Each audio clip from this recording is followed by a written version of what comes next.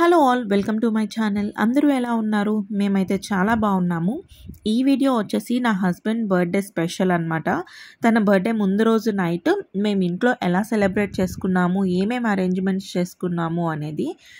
తనకి ఫేవరెట్ అయిన gulab jamun and KFC స్టైల్లో చికెన్ పాప్కార్న్ అయితే నేను ప్రిపేర్ చేశాను. ఆ ప్రిపరేషన్స్ ఎలా జరిగాయి, నేను తనకి ఏం గిఫ్ట్ ఇచ్చాను, అవన్నీ కూడా ఈ వీడియోలో మనం చూసేద్దాము. ఒకవేళ మీరు కనుక నా ఛానల్ని ఫస్ట్ టైం చూస్తున్నట్లయితే ప్లీజ్ నా ఛానల్ని సబ్స్క్రైబ్ చేసుకోండి అండ్ ఈ వీడియోని లైక్ చేయండి. మీరు లైక్ ఆర్ కామెంట్ చేయడం వల్ల నాకు ఈ వీడియో రీచ్ అవ్వడానికి కొంచెం హెల్ప్ అవుతుందన్నమాట. బర్త్డే సెలబ్రేషన్స్ అండ్ ప్రిపరేషన్స్ విషయానికి వచ్చేస్తే ఫస్ట్ నేను గులాబ్ జామ్ చేస్తున్నాను. గులాబ్ జామ్ కోసం షుగర్ అండ్ వాటర్ని కలిపేసి షుగర్ సిరప్ కోసం అయితే నేను స్టవ్ మీద పెట్టేశాను. తర్వాత గులాబ్ జామ్ ప్రీమిక్స్ తీసుకొని పిండి కలిపేసి చిన్న చిన్న బాల్స్ని అయితే నేను రెడీగా చేసి పెట్టేసుకున్నాను.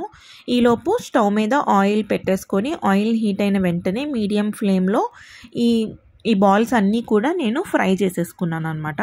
ఫ్లేవర్ కోసం ఇలాచీని అలాగే కలర్ కోసం కుంకుమ పువ్వుని అయితే నేను సిరప్లో యాడ్ చేశాను. గులాబ్ జామున్స్ ఫ్రై అయిపోయిన వెంటనే అయినట్లు వేడివేడిగా ఉన్న షుగర్ సిరప్లో వేసేసాను అనమాట, బాగా సోక్ అవ్వడానికి. గార్నిష్ కోసం కొన్ని డ్రై ఫ్రూట్స్ని నెయ్యిలో వేయించుకొని వేసేసుకున్నాను.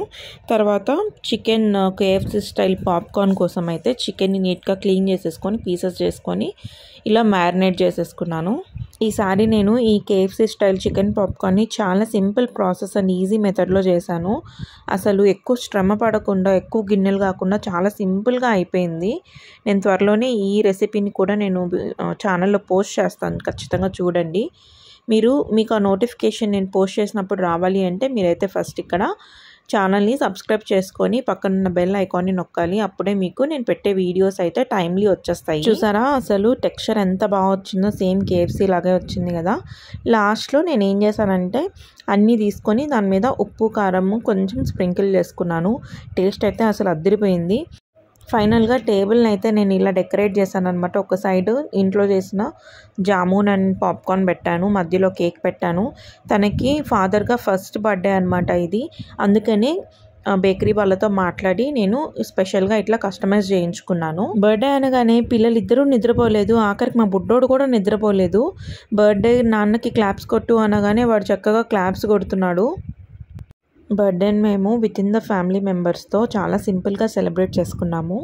మీలో ఎంతమందికి బర్త్డేస్ని ఫ్రెండ్స్ అందరి మధ్యలో గ్రాండ్గా అలా సెలబ్రేట్ చేసుకోవడమో ఇష్టమో కామెంట్ సెక్షన్లో నాకు చెప్పండి. చిన్నప్పుడు అయితే బర్త్డేస్ అనగానే అసలుకి ఒక 1 month ముందు నుంచే నా బర్త్డేకి ఇన్ని డేస్ ఉంది అని చెప్పి కౌంట్ చేసుకునే వాళ్ళం అనమాట. అది అసలు ఆ ఎగ్జైట్మెంట్ అదంతా అసలు చాలా డిఫరెంట్గా ఉండేది. పెద్దయ్యే కొద్దీ మన బిజీ లైఫ్లో వర్క్ టెన్షన్స్, ఇంట్లో టెన్షన్స్ అన్నీ ఉంటాయి కదా, ఇంట్రెస్ట్ అనేది గ్రాడ్యువల్గా తగ్గిపోతూ వస్తుంది. కానీ మన బర్త్డేని మనం సెలబ్రేట్ చేసుకోకపోయినా మన పార్ట్నర్ చేస్తారు కాబట్టి ఎలా అయినా జరిగిపోతుంది అనమాట సెలబ్రేషన్ అనేది.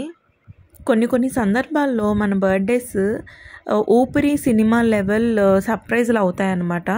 మనకు తెలుసు 12 o'clockకి వీళ్ళు కేక్ తెస్తారు, మనం కట్ చేస్తాము అని. అయినా కూడా ఆ టైంకి ఓ వావ్ అన్నట్లు మనం సర్ప్రైజ్ ఇవ్వాల్సిందే. ఇక్కడ హైలైట్ ట్విస్ట్ ఏంటంటే తన బర్త్డే కేక్ కోసం మా ఆయననే నేను బేకరీకి తీసుకెళ్ళాను అనమాట.